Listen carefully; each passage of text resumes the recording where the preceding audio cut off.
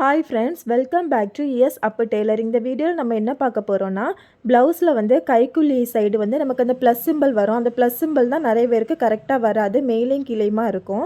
அந்த plus symbol plus நம்ம side ஏற்ற இறக்கம் இல்லாமல் சைடு ஜாயின் பண்ணுறது, கை சைடு ஜாயின் பண்ணுறது, இதெல்லாம் கரெக்டாக வரணும்னா நம்ம எப்படி தைக்கலான்னு பார்க்கலாம். இந்த ப்ளவுஸில் பாருங்கள், ப்ளஸ் சிம்பிள்லாம் கரெக்டாக வந்திருக்கு. ஆனால் உள்ளே பாருங்கள், நமக்கு வந்து கைப்பீஸ் துணியும் உடம்பு துணியை வந்து தனித்தனியாக நிற்கிது. நமக்கு ப்ளஸ் சிம்பிள் கரெக்டாக வரணுங்கிறதுக்காக இந்த மெத்தடில் ஜாயின் பண்ணியிருக்காங்க. ஆனால் ப்ளஸ் சிம்பிள் இதில் கரெக்டாக தான் வந்திருக்கு. ஆனால் நம்ம வந்து கொஞ்சம் உடம்பு வந்து வெயிட்டு போட்டுட்டு நம்ம என்ன எக்ஸ்ட்ரா கொஞ்சம் தையல் பிரித்து விடணும், இல்லைனா என்ன கொஞ்சம் தள்ளி தைக்கணும் அப்படின்னு உண்டுன்னா, நம்ம இதை வந்து கையை மொத்தமாக பிரித்து எடுத்துட்டு அதுக்கப்புறம் தான் அந்த சைடில் எக்ஸ்ட்ரா தையல் வந்து நம்ம போட முடியும். அதனால நம்ம இந்த மாதிரி தைக்காமல் நமக்கு ப்ளஸ் சிம்பிள் கீழே ஏற்ற இறக்கம் இல்லாமல் எப்படி நமக்கு வந்து நீட்டாக தைக்கலான்னு பார்க்கலாம். இந்த ப்ளவுஸில் பாருங்கள், எனக்கு வந்து அந்த ப்ளஸ் சிம்பிள் கரெக்டாக வந்திருக்கு. அதே போல் கை ஜாயிண்ட்டு கையில் அந்த கையளவும் கரெக்டாக இருக்குது. கீழேயும் அதே போல் ஏற்ற இறக்கம் எதுவுமே இல்லாமல் நீட்டாக வந்திருக்கு. இப்போ உள்ளே காமிக்கிறேன் பாருங்கள். உள்ளேயும் நான் கை பீஸையும் நம்ம உடம்பு பீஸையும் சேர்த்து நார்மலாக நம்ம ப்ளவுஸுக்கு எப்படி ஜாயின் பண்ணுவோமோ அந்த மாதிரி தான் ஜாயின் பண்ணியிருக்கேன். ஆனால் ஒரு சின்ன டிப்ஸ் அதில் இருக்குது. அந்த டிப்ஸ் என்னென்னு நம்ம வீடியோக்குள்ளே போய் பார்க்கலாம். இந்த மாதிரி டெய்லரிங் வீடியோஸ் பார்க்கணுன்னா என்னோடய சேனலை சப்ஸ்கிரைப் பண்ணிக்கோங்க. வாங்க இப்போ நம்ம ப்ளவுஸ் வந்து நார்மலாக சைடு ஜாயின் பண்ணதை நீங்கள் மார்க் பண்ணிக்கோங்க. நம்ம கை தைக்கிறதுக்கு முன்னாடியே நீங்கள் சைடு மட்டும் மார்க் பண்ணிக்கோங்க. இந்த மாதிரி சைடு மேலே அளவும் கீழே உள்ள அளவையும் மட்டும் மார்க் பண்ணிவிட்டு கை வந்து நம்ம அதுக்கப்புறம் ஸ்டிச் பண்ணிக்கலாம்.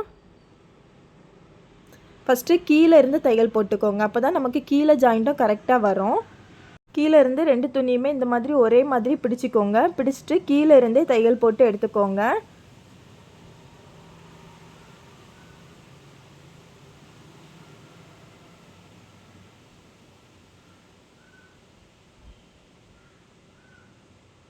ஃபஸ்ட்டு நம்ம தையல் போடும்போது டபுள் தையல் போட்டுக்கோங்க. போட்டுட்டு அதுக்கப்புறம் மேலே வாங்க.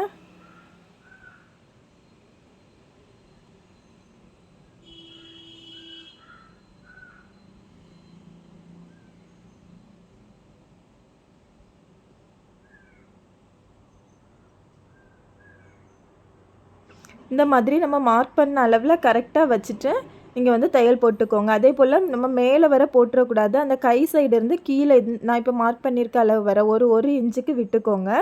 1 இன்ச்சுக்கு விட்டுட்டு அதுக்கப்புறவு அந்த 1 இன்ச்சுக்கு நம்ம மார்க் பண்ண அளவு வர நீங்கள் தையல் போட்டால் போதும். இப்போ பாருங்கள், நான் வந்து அந்த 1 இன்ச்சு மார்க் பண்ணியிருக்க அளவில் வந்து வந்தோடனே மிஷினை ஸ்டாப் பண்ணிவிட்டு அதில் டபுள் தையல் போட்டு எடுத்துக்கலாம், நமக்கு பிரியாமல் இருக்கிறதுக்காக.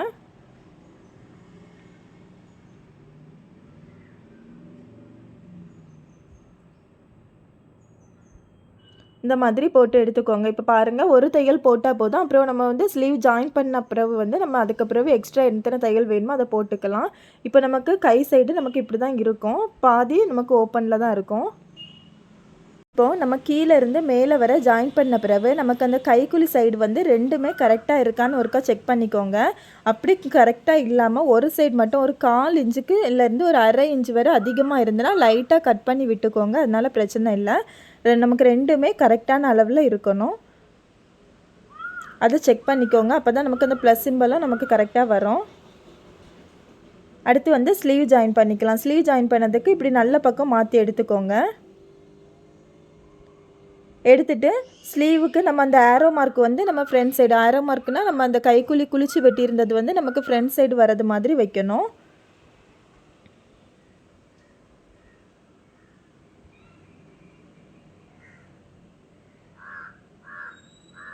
சென்டர் பாயிண்டில் ஃபஸ்ட்டு வந்து ஷோல்டரோட சென்டரை கையோட சென்டரையும் சேர்த்து இப்படி வச்சுக்கோங்க. வச்சுட்டு அந்த சென்டரில் இருந்தே எண்டு வரை இப்படி வளைச்சி பிடிச்சிட்டு வாங்க. அது என்ன ஷேப்பில் இருக்கோ அதே ஷேப்லேயே வளைச்சி பிடிங்க.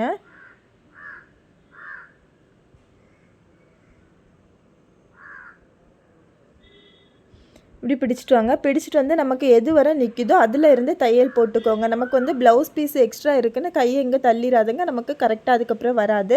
எக்ஸ்ட்ரா இருந்துன்னா அதை அப்படியே விட்டுருங்க. அது நமக்கு தையலுக்காக தான் போகும். அதனால் பிரச்சனை இல்லை. இப்போ வந்து நீங்கள் எந்த அளவில் தையலுக்கு விட்டுருக்கீங்களோ அந்த அளவில் நீங்கள் வந்து தையல் போட்டுக்கோங்க. நான் 1/2 இன்ச்சுக்கு விட்டுருக்கேன். அதனால் 1/2 இன்ச்சுக்கு தையலுக்கான அளவில் தையல் போட்டுக்கிறேன்.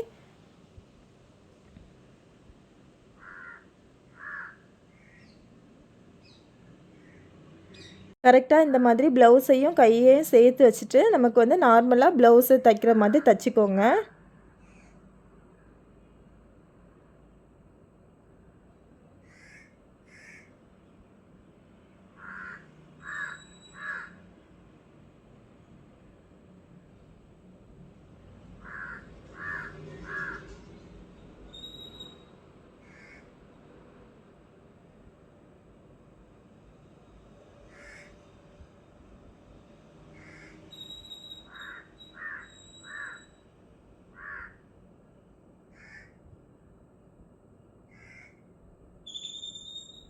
இப்போ பாருங்கள், சுற்றிக்கு எல்லா இடமும் தையல் போட்டாச்சு. உள்ளேயும் பாருங்கள் நமக்கு பர்ஃபெக்டாக வந்திருக்கு.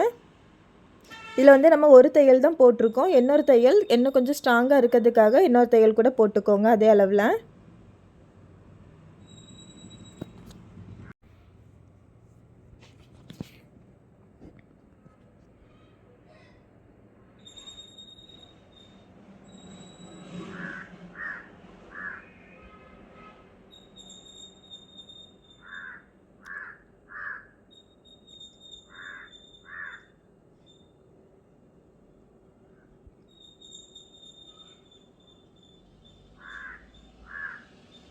இந்த மாதிரி 2 தையல் போட்டு எடுத்த பிறகு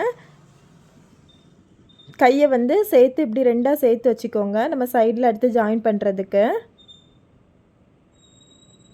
சேர்த்து வச்சுட்டு கீழேயும் பாருங்கள் நமக்கு அந்த அளவெல்லாம் கொஞ்சம் கூட மாறி இருக்காது. அடுத்து வந்து நம்ம கையோட அளவு வந்து அளவு ப்ளவுஸ் வச்சு எடுத்துக்கோங்க எவ்வளோத்துக்கு இருக்குன்னு.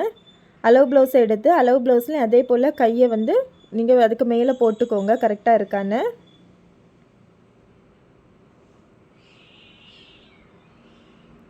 இந்த மாதிரி வச்சுட்டு நம்ம கையோட சுற்றளவு கைக்குழி அளவு எல்லாமே நீங்கள் வந்து அதில் இருக்க அளவே மார்க் பண்ணிக்கோங்க.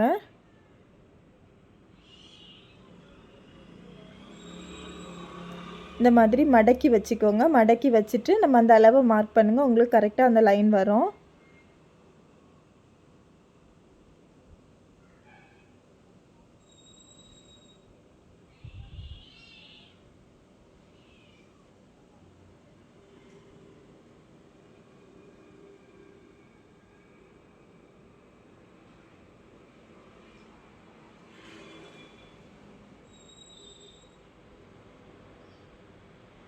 இந்த மாதிரி லைன் போட்டு எடுத்த பிறகு நம்ம அந்த மார்க் பண்ண அளவில் வந்து நம்ம தையல் போட்டு எடுத்துக்கலாம்.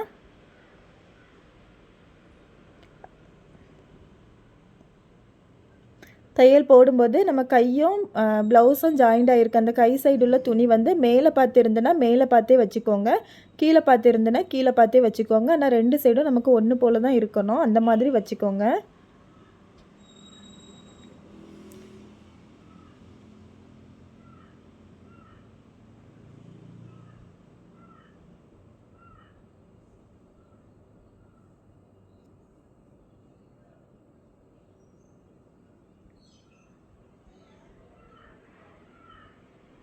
இப்போ பாருங்கள், நான் ஃபுல்லும் தையல் போட்டாச்சு.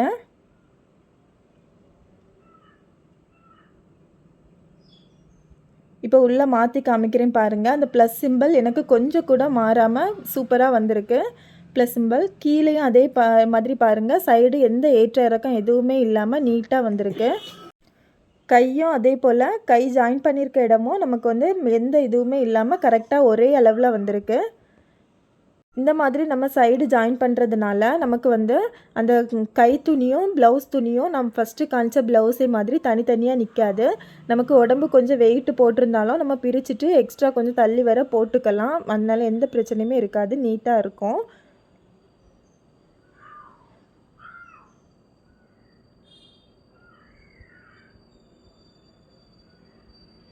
இப்போ உள்ளே வந்து நம்ம அடுத்து எக்ஸ்ட்ரா தையல் போட்டுப்போம். அந்த தையலை நம்ம போட்டு எடுத்துக்கலாம். ஒரு 1/4 இன்ச்சு கேப்பில் 2 தையல் போட்டு எடுத்துக்கலாம்.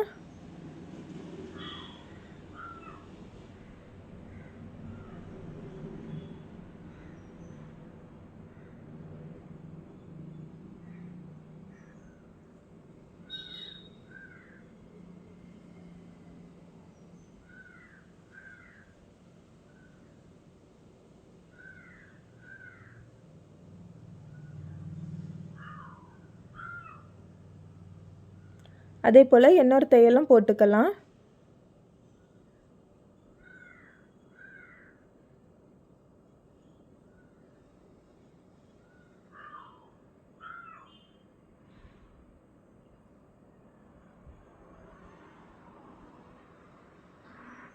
இந்த மாதிரி நீங்கள் உங்களுக்கு எத்தனை வேணுமோ அதை போட்டு தையல் போட்டு எடுத்துக்கோங்க. அப்புறம் வந்து சைடில் நமக்கு அந்த 2 துணியும் விரிஞ்சிட்டு நிற்கும் சைடு. அதுக்காக அந்த 2 துணியும் சேர்த்து அந்த எண்டில் வந்து ஒரு ஓரத்தில் தையல் போட்டு எடுத்துக்கோங்க. அப்போ அந்த துணி நமக்கு ஜாயிண்ட் ஆகியே இருக்கும், பார்க்குறதுக்கும் கொஞ்சம் நீட்டாக இருக்கும்.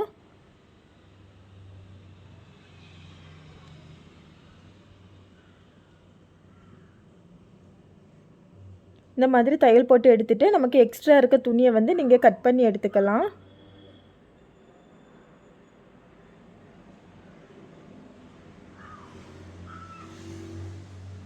இப்போ இதில் எக்ஸ்ட்ரா இருக்க துணியை வந்து கட் பண்ணி எடுத்தாச்சு. சைடு 8 இறக்கம் ப்ளஸ் சிம்பிள் எல்லாமே கரெக்டாக வரணும்னா இந்த மெத்தடை யூஸ் பண்ணுங்கள். இந்த வீடியோ பிடிச்சிருந்தா லைக் பண்ணுங்கள், ஷேர் பண்ணுங்கள். தேங்க்யூ.